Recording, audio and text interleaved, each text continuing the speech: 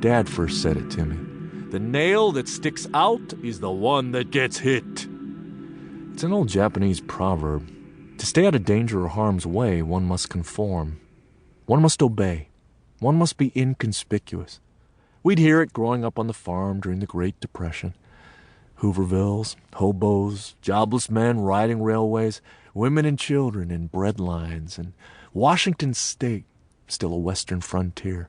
Its settlers hostile to newcomers. Newcomers, that is, like us. Deru kugi wa utareru.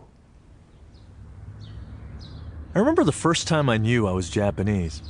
It was on this lazy Sunday when I was just 4 or 5, and my friend Tak was visiting, and Mom served up a picnic lunch. Chicken teriyaki, tsukemono pickles, onigiri rice balls, banana cream pie.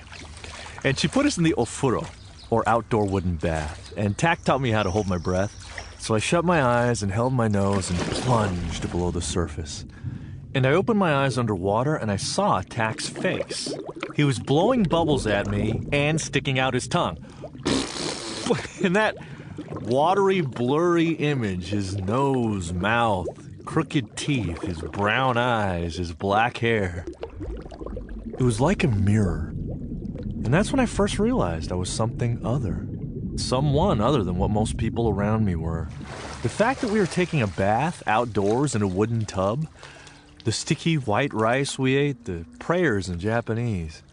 It was then it dawned on me, our way of life was other, in a way I couldn't articulate, but somehow simply knew.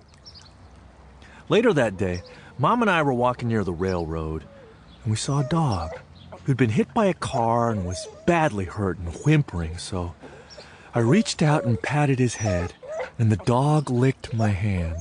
Oh, it's okay. It's okay. Don't touch that dog. Mom looked up. She saw a man with a rifle.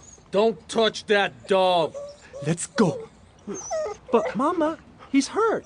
He's hurt, Mama. He's hurt. Ima, ikimashou. And my mother yanked me onto my feet and pulled me down the road, and by now I was screaming at the man. He's hurt. He's hurt. The dog lay still. Get out of my country, you fucking Japs. That night, when I was falling asleep, my mother came in to tuck me in. And she told me, you must never do that again. Speak that way to a white man. And when the light went out, I heard it again. Deru kugi wa utareru. Of course, I didn't always listen to Mom and Dad. And it was partially their fault. They didn't always toe the line. They're 2 Japanese issei who belonged to the Mukkyo-kai, a rebel Japanese religious group known as the non-church movement. Pacifistic, democratic, no priest, no choir, no church.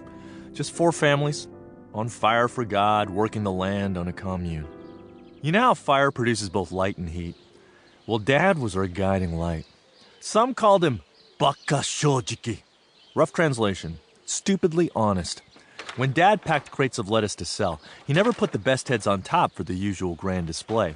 Dad always insisted that the bottom row has to be just as good as the top. And Mom, she was the heat. Feisty and articulate. She was the family dynamo, who in another era would have been a journalist or politician.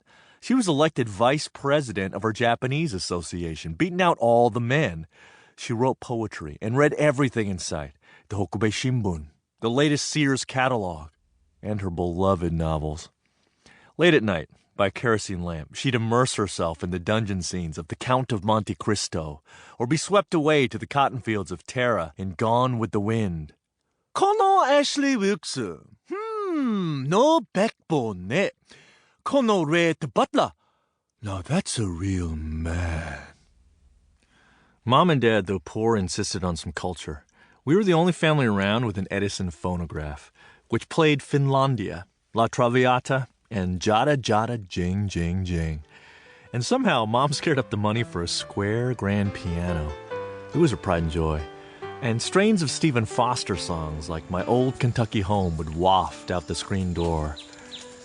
Out to the fields, where my brothers and I were hoeing, thinning, fertilizing, hitching the horse to the plow. We lost money every